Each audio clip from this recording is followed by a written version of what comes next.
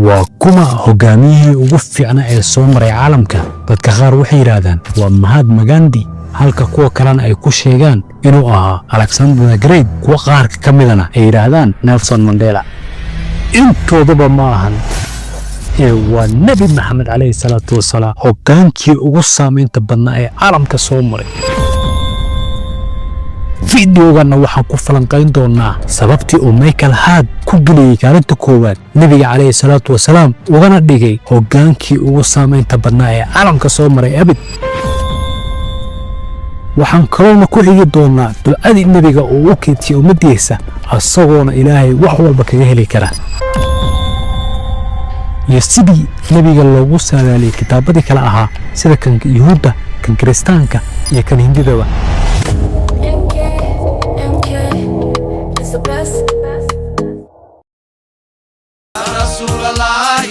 tirada dadka muslimiinta ah ee caalamka ku nool waa 1.9 bilyan laakiin tirada muslimiinta ah ee caalamka soo maray tal iyo waayay nabiga maxamed alayhi salaatu wasalaam waa 9 bilyan oo qof 9 bilyan oo ummatul maxamed ah dadka inta nool maanta shakhsiga ugu caansan waa Cristiano Ronaldo waxaana ku xiran ciwaankiisa Instagram-ka ah 644 milyan oo shakhsi laakiin haddii aan barbar dhigno ummatul maxamed ma isku dhawa dadkii nabiga alayhi salaatu wasalaam ku xirnaa oo sunnadiisana raacay midda kale oo aan xisaabta ku darin daawada waxay tahay ma uu jiro hogaamiye dadkii taabacsanaa ay ugu daydeen sida nabiga alayhi salaatu wasalaam muslimiinta ugu daydeen sababtoo ah muslimiintu nabiga naftooda ayay ka jecel yihiin laakiin daawada haddii lagu su'aalo maxaa ugu jawaabi lahayd maxaa keenay nabiga inuu ahaa hoggaan ka fiican hogaamiinta kale ee caalamka soo martay save the best for the last waa maamaha ingiriisi ah oo macnaheeduna uu yahay shayga ugu fiican ugu dambeysay ayaa waxay noo xaqiijinaysaa maadaama nabiga uu ahaa khayru khalqullah gadaashiisana uusan jiri doonin nabi kale oo la soo diri doono kitaabkii ugu qiimaha badnaana loo soo waxyooday ayaa waxayna tusinaysaa in ilaahay uu nabiga calayhi salaatu wasalaam ku manaystay xirfadihii dhaqamadii iyo dabeecadihii uu ku yeelan lahaa inuu noqdo hogaankii ugu fiicnaa ee abadan caalamka soo maro taasuna ay xaqiijinayso maadaama oo kitaabadii diimihii ugu waaweynaa ee caalamka lagu sheegay sida kitaabka Hindida kitaabka Yahuuda iyo kan Kiristaankaba maxaa kuu sawirma daawada markii aad maqashid diinta Hindida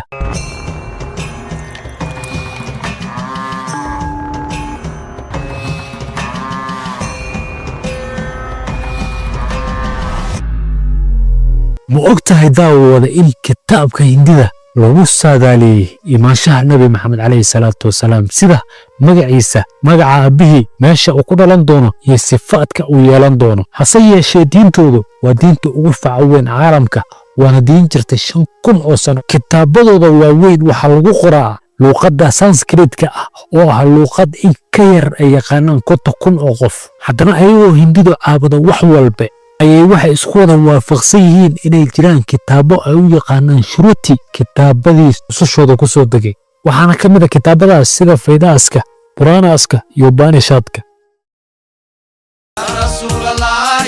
kitaabkooda Puranaha ah ayaa wuxuu bixinayaa saadaalintii ugu horeysay ee nabiga calayhi salaatu wasalaam uu ku saadaalinayay waana bafishra Puranaha waana kitaabka goonida ah waliba markii la fiiriyo waxyaalaha dhici doona Hindida kitaabkooda wuxuu leeyahay nin maleeqa ah oo dadka wadada toosan ku hagi doona ayaa wuxuu ka soo bixi doonaa buu leeyahay asagoo saxaabtiisa wato dhulka marustaalka ah daawada marka mid ugu horeysa waxaan rabaa inaan ogaatid Sanskritka luqadooda maleeqaha waxay u yaqaanaan qof ajaanib ah oo aan Hindi ahayn marustaalkana macnaheedu waxa waaye dhul saxara ah marka wuxuu leeyahay nin waxa soo bixi doona nabi ah oo dadka wadada toosan ku hagi doona asagoo asxaabtiisana ay la socon doonaan kaasoona ka soo bixi doona dhulka saxaraha ah magaciisana wuxuu noqon doonaa Maxamed oo ah nabiga calayhi salaatu wasalaam magaciisa raaja ayaa isla markiiba wuxuu bilaabayaa inuu kalaameeyo nabiga oo ku yiraahdo hogaankii bilaadankow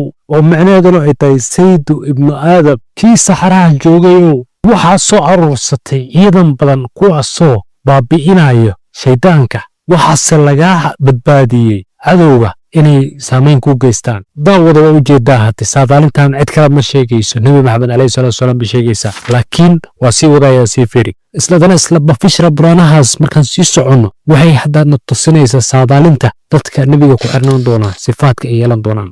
wuxuuna leeyahay dadka aniga ay taabici doonaan waxay noqon doonaan dad gudan, waxayna noqon doonaan dad aanan geesaha timo ku lahayn sida yuhuudi oo kale, laakiin gar leh. waxay noqon doonaan dad bulshada ay ku dhaqnaayeen bedelay dhammaan qaabkii ay u noolaayeen, sida nebiga calayhi salaatu wasalaam uu quraysh u bedelay. markay tukanayaan waxay noqon doonaan dad iskugu waca aadaanka, waxayna noqon doonaan dad cuntooyinkii sharciga ilaahay u soo dejiyey cuno waxaanan ka ahayn qaansiirka, waxayna noqon doonaan dad dembiyadooda aan lagu tirtirin inay gacarta ama raashinka hindida cunaan, laakiinse ilaahay dartiisa u dagaalama oo dembiyadooda lagu dhaafo. waana jihaadkii nebiga calayhi salaatu wasalaam iyo asxaabta ila jihaadi jireen cadowga. waxaana loogu wici doonaa musalmaan oo micnaheeda uu yahay muslimiinta, waxayna noqon doonaan dad hilibka cuna oo aanan sida hindidoo kale aana cagaarka cunin. wada hadda waa dareemaysaa wax korkortana kuma jirto in saadaalintaas nebiga mooye iscid kale ku soo, laakiin haddana markaas aan usii dhadhacna xaggaasi buugoodii kale feedaaska iyo sida lagu saadaaliyay nebiga calayhi salaatu wasalaam. atarfa feedaha oo asagana ka mid ah afarta buug ee feedaha uu ka kooban yahay. buugga 20aad haymka 127 wuxuu leeyahay sifaadka wuxuuna tusinaya nebiga iyo meeshuu ku dhashay. kalkii afatar oo micnaheeda uu yahay nebigii ugu dambeeyey ayay u isticmaalaa ereygaas. wuxuu ka hadlayaa marka buuggan kalkii afatar nebigii ugu dambeeyey oo ilaahay soo diri rabay buu ka hadlayaa sifaadka uu yeelan lahaa. dhegeyso, kalkii afatar wuxuu leeyahay nebigii ugu dambeeyey wuxuu noqon doonaa wuu leeyahay kii ugu dambeeyey ee ilaahay u waxyoodo, wuxuuna ku dhalan doonaa saxaraha. aabbihiina wuxuu yeelan doonaa magaciisa micnaha ah fishnu baagaad oo micnaheeduna uu yahay fishnu hindida wuxuu yaqaanaa ilaah, baagaadna wuxuu yaqaanaa addoonkii caabudaya oo micnaheedana magaca nebiga aabbihiis cabdullah. wuxuu kaloo marka sifaadkiibu sida wuxuu leeyahay raashinka uu cuni doono ayaa wuxuu ka kooban yahay timirta iyo saytuunka. waxa uusa waxyiga ugu soo degi doonaa isagoo god buur ku jira oo ah buurta xeeraa markii nebiga waxyiga ku soo degayay. waxa uuna ku socdaali doonaa xayawaan sida faraskii oo kale ah, xayawaankaasoo u leelmin doona hawada. waxaana dee sifaadkan wax kale maaha, wuxuu ka hadlayaa buraaq markii nebiga calayhi salaatu wasalaam loo dheelminayay israa wal micraajka. wuxuuna dhalan doonaa buu xitaa leeyahay 12 bisha, micnaheeduna ah nebigu wuxuu dhashay 12 rabiicul awal. daawada haddii hindida aad iyo aad ayuu kitaabkooda ugu cad yahay saadaalinta nebi inuu soo bixi doono, nebigaasna cid kale ahayn nebi maxamed uu yahay. laakiinse waa sii wadan doonaayo kitaabadii kale maxay ka yidhahdeen sida kii yuhuudda iyo kii kale kiristaanka ahaaba. yahuuddu waa dad dhagar iyo laqdabo badan, haddana ayagoo sidaasa lagama waayo dad runta sheega sida brofesorka morshe shrom oo ah brofesor yahuudi ah ee wax ka dhiga jaamacadda ku taal qudus, ahna nin ku takhasusay taariikhda islaamka iyo luqadda carabiga, ayaa wuxuu xaqiijinayaa in nebiga calayhi salaatu wasalaam uu ahaa khayru khalqullah, isagoona sheegaya in ilaahay mar walba qoom walba uu ka soo dhex saari jiray shakhsiga ugu khayrka badan uuna ka dhigi jiray inuu nebi u noqdo. laakiin wuxuu leeyahay wuxuu ugu dambaysiiyey shakhsigii ugu khayrka badnaa inuu ka dhigto nebigiisa ugu dambeeyey kaasoon ah nebi maxamed, taasoona xaqiijinaysa xadiiska nebiga uu sheegtay calayhi salaatu wasalaam oo ahaa in asaga uu noqon doono hoggaanka ilmaha nebi aadan ee maalinka qiyaamaha. Mustafa in Arabic means he who was selected. And the idea is that since the time of Adam, the first human being, God selected from every generation the best of all the descendants of Adam. Until at the end, he selected the best of the best of the best of the best. And this is the Prophet Muhammad. markii nebiga calayhi salaatu wasalaam uu madiina u soo hijrooday, yahuuddii ku dhaqnaa way ka warqabay inuu ahaa nebiga kitaabkooda lagu saadaalinayay inuu ka soo bixi doono dhulka carbaha. haddana maadaama uusan ahayn nin yahuudi ah, waa tii ay dafreen waxaanan ka ahayn hooyada muslimiinta safiya binti xuyey, cabdullaahi ibnu salaam iyo dad yar oo kooban. intooda kale waa tii ay dhagaha faraha gashteen oo ay diideen inay maaragtay risaaladiisa ay qaataan. kitaabka tanaaqa ah ee yahuudda gaaladuna ay u yaqaanaan Old Testamentiga, buugga Deuteronomy chapterka 18aad aayadda 18aad waxay leedahay waxaan soo saari doonaa sida nebi muuse oo kale nebi ah, ayaan waxaa ka soo dhex saari doonaa walaaladood, waxa aana afkiisa gelin doonaa qoraahdayda, waxa uuna nebigaas u sheegi doonaa wixii aniga aan faray. Ayadda marka waxay sheegaysaa nebi sida nebi muuse oo kale ah in uu ilaahay ka soo dhex saari doono walaaladood yuhuudda oo ah carabta, waxaana loo dhiibi doonaa kitaab cusub iyo shareeca hor leh. marka meeshan waxaa cad in ayaddan ay ka hadlayso nebi maxamed calayhi salaatu wasalaam. marka waa sii wada isla Deuteronomigaas marka chapterka 32 ayadda 2 wuxuu leeyahay waxyiga ilaahay wuxuu ka yimid buurta Sinai oo ah buurtii nebi muuse loogu waxyooday. kadibna waxyigu waxa uu u gudbay buurta Sa'iir oo ah meeshii nebi ciise waxyiga lagu siiyey. kadibna waxyigu wuxuu gaarayaa bay leedahay oo saadaalina buurta Baran oo ah buur ku taala Arbaha oo macnaheedana uu yahay nebi maxamed calayhi salaatu wasalaam asagana loo waxyoon doono. wuu sii wadaya ayaddu wuxuu leeyahay waxa uuna nebigaas la soo bixi doonaa 10,000 oo ciidan ah oo macnaheedana ay tahay ciidankii Maka ka xoreeyey kuwii sanabiyada caabudayay, asaguna gacantiisa midig ay ku jirto xukuumadii lagu dhaqi lahaa shareecada ah oo macnaheeda ay tahay nebigan waa nebi shareeco wata sida nebi muuse oo kale. daawana waxaa ogaataa nebiyadoo dhan shareeco maysan wada wadan. nebiyadii hore oo kale reer bani Israa'iil waxay raaci jireen shareecada nebi muuse, laakiin nebi maxamed asaga wuxuu yeelan doonaa shareeco hor leh.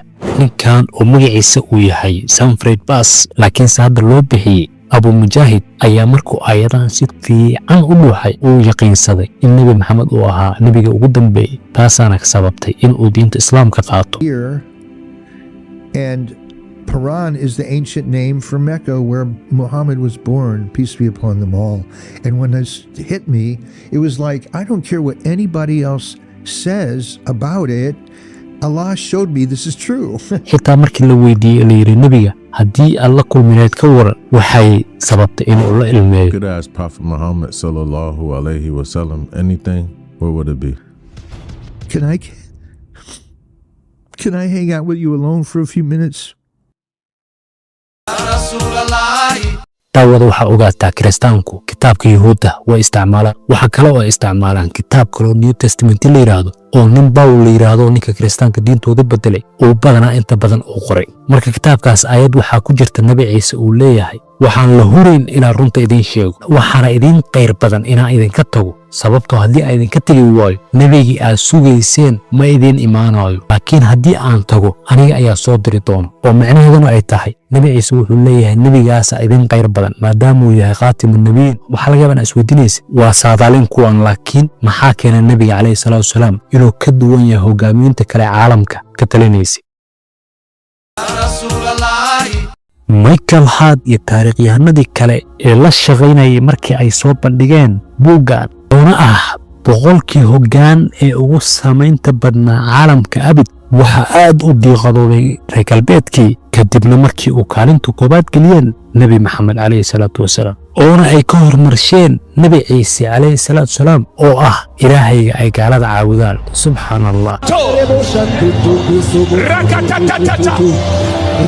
Michael Hart oo ah nin gaal ah asaga iyo kooxdiisa ayagoo ka xun doorashadii ay doorteen nebiga ayuu wuxuu yidhi doorashadii aan ku xushay nebi maxamed calayhi salaatu wasalaam inuu hogaamiyo 100kii hogaamiye ugu saamaynta badnaa abid, waxaan ka yaabayaa inay la yaabaan akhristayaal badan kuwa kalena inay su'aal ka keenaan. laakiin nebi maxamed waxa uu ahaa shakhsiga keli ah ee taariikhda soo maray ee ku guulaystay inuu noqdo hogaamiyihii diinta ugu fiicnaa iyo hogaamiyihii saldanada ugu fiicnaa. Michael Hart oo sharaxaadda sii wata ayaa wuxuu sheegay in nebiga asagoo aana ku soo korin bulsho xadaarad la sida hogaamiinta kale kana soo jeeda bulsho dambaysa waa carabtee oona ah bulsho aanan weligood midoobin kalena ay qaybisay qabyaaladda, ayuu nebigu wuxuu sameeyey arrin asaga mooye cid kala samayn oo ah inuu mideeyo. mideeda kalena waxa uu soo saaray hogaamiin kale asagoo tababaray asxaabtiisa inay noqdaan jiil wax hogaamin kara, taasoona sababtay muslimiinta ayagoo ah quwad yar inay dhulka kala wareegaan saldalooyinkii caalamka ugu waaweynaa sida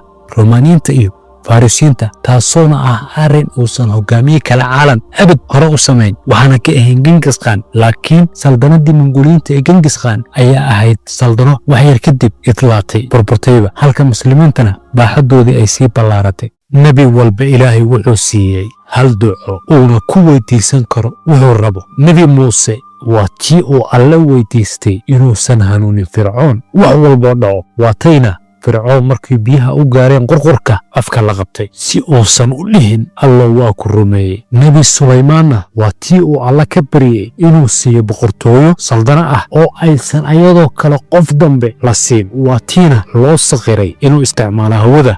waa tii la siiyey awooddii uu ku adeegsan lahaa jinka. laakiin nebi maxamed calayhi salaatu wasalaam oo ah raxmatu lilcaalamiin waxa uu haystay hal duco uu ku weydiisan kara alle wax walba maadaama uu soo maray dhibkaa ogeyd, laakiinse ducadiisii wuu kaydsaday. maalinta qiyaama ayuu wuxuu rabaa inuu ilaahay weydiisto uu yidhaahdo ilaahay ummaddaydoo dhan ku cafi. hogaamiye ma jiro sida uu ummaddiisa uga walwalay asagoo kale uga walwalay ma jiro. uu soo mari doono hogaamiye sidiisoo kale u saamayn badnaa caalamka. taasina waa saamaynta nebi maxamed calayhi salaatu wasalaam. laakiin daawade soomaalidu saamaynta ay caalamka ku lahaayeen maxay ahayd? haddii aad rabtid fiidiyogaas hoos ayaa ku dhigay. waxa uuna ka hadlayaa saamayntii soomaalidu ay sameeyaan caalamka oona ka mid ah inay xitaa ay gacanta ku dhigaan ganacsiga isku xiraayay yurub iyo eshiya.